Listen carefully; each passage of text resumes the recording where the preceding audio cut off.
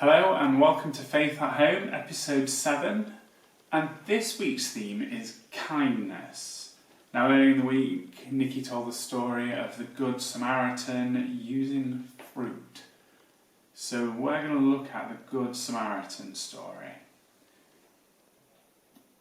The story can be found in Luke 10, verses 25 to 37, which is sort of here, this end of the Bible. For those that want to read in the Bible. But I'm just going to go through it. I'm not going to read it exactly. I'm just going to pick out the key points. So Luke 10, verse 25, the parable of the Good Samaritan. So a teacher of the law asked Jesus, what must we do to inherit eternal life? Jesus asked, well, what have you read? And he answers, I'll read this bit. Love the Lord your God with all your heart and with all your soul and with all your strength and with all your mind. And love your neighbour as yourself. Jesus answered, you have answered correctly. Do this and you will live. But he then goes on to ask, well, who is my neighbour?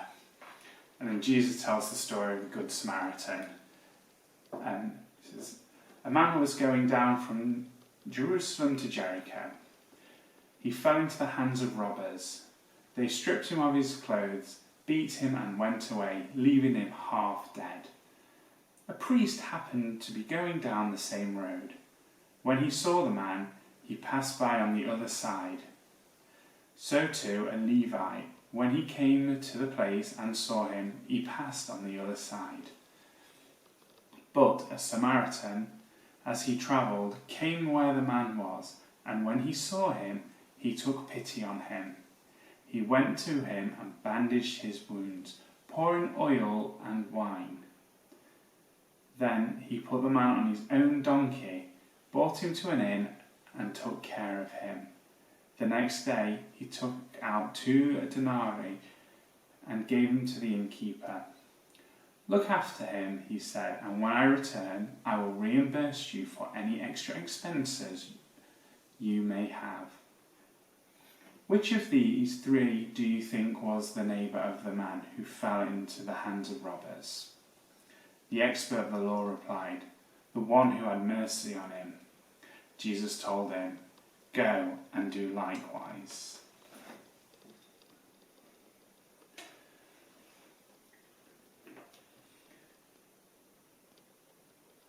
So when Nikki told me that this was the story she was doing this week,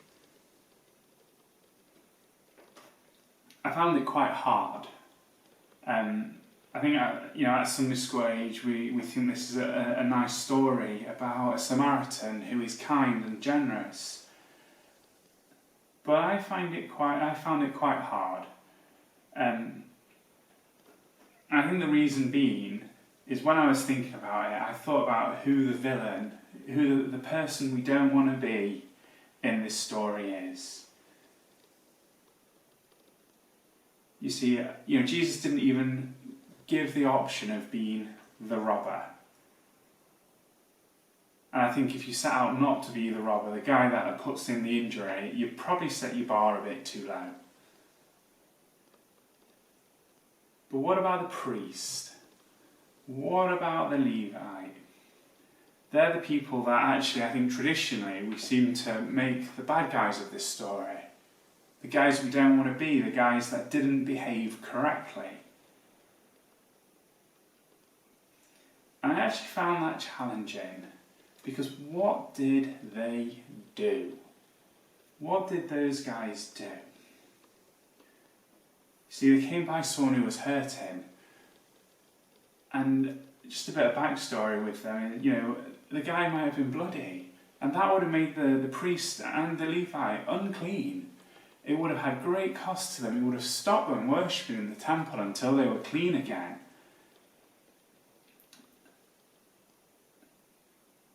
And we charged them with the idea that actually they saw someone in need. They saw someone who was hurting, someone who was bloody, someone who had an injustice done to them. Yet the priest and the Levite did nothing. they did nothing. They walked on by. And it seems that, through Sunday school and through times, when you get that story told to you, the priest and the Levites become the bad guy and the Samaritan the good guy. Yet the charge against the priest and the Levite is only the fact that they did nothing. They didn't get their hands mucky. And that really challenged me.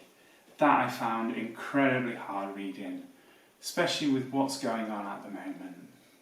See, over the last few weeks, I've been toying with the idea of talking about what's going on and the Black Lives Matter movement that we've seen so much in the news at the moment. And if I'm entirely honest, I kind of just bottled it a little bit. So when Nikki said she was reading this story, it hit me that actually it's something we should talk about. Because the charge against the Levite and the priest in the story is that they did nothing, that they saw someone hurting, they saw somebody who needed their help, someone who had an injustice done to them, someone who was left for dead, and they did nothing. And I think it would be so easy for us to fall into the same trap. So easy for us to just walk on by. For us to believe, well, this isn't kind of my fault. It wasn't me who put them there. I'm just going to walk by. And I think the other thing with me is actually, this is something I've not really experienced. Going to my work every day and living my life, I don't experience racism on a daily basis. I don't think I've ever truly experienced it in my life. So actually, over this week, I'm to speak to one of my friends who has. He's in his 50s now. His father came over from Jamaica in the 50s. And just listening to some of his stories was just really just troubling. And I think what got me the most is that actually I like to think, well, that's perhaps something that happened in the past because I've never seen it before. But the truth is, it wasn't. It wasn't something in the past. It was something, stories within the last 5-10 years. And then, I also looked at a service just in Welby put together. It was only sort of a 2-minute comment about the topic. And actually what I found more concerning there was, it's not just about standing up. It's not just about standing with. But just in Welby, turned around and said we need to put our own house in order as well. But as a church, we don't get this right all the time.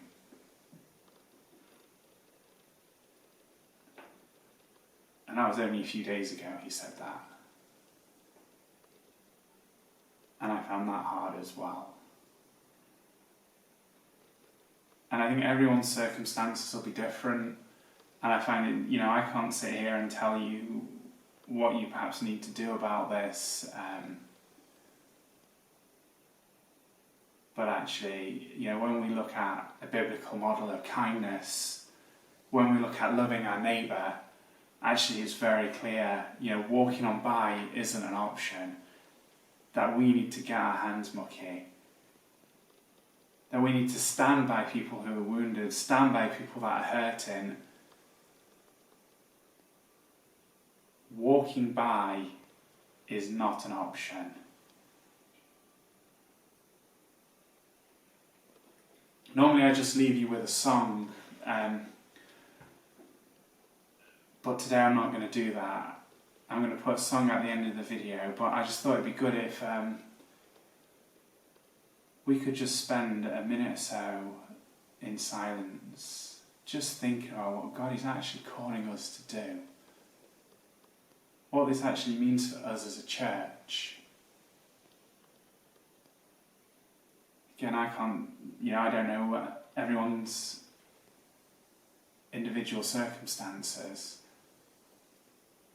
But actually, we are called that when we get the opportunity to stand up for somebody, that we should stand with them. That we should not walk on by. And over these next minute or so, I just really want you to pray about that. Just really want you to think, what should my response to some of the protests we've seen over the last week or so be? Some of the stories of people hurting. Over the last few days, the BBC have put a Windrush programme on that, again, is just full of people hurting. What should our response to that be? Amen.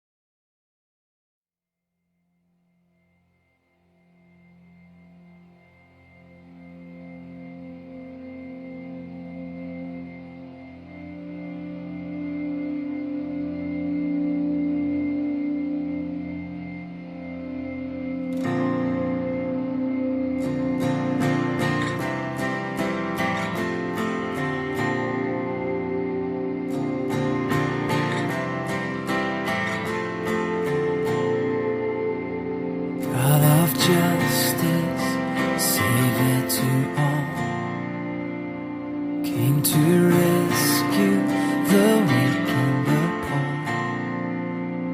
poor, chose to serve and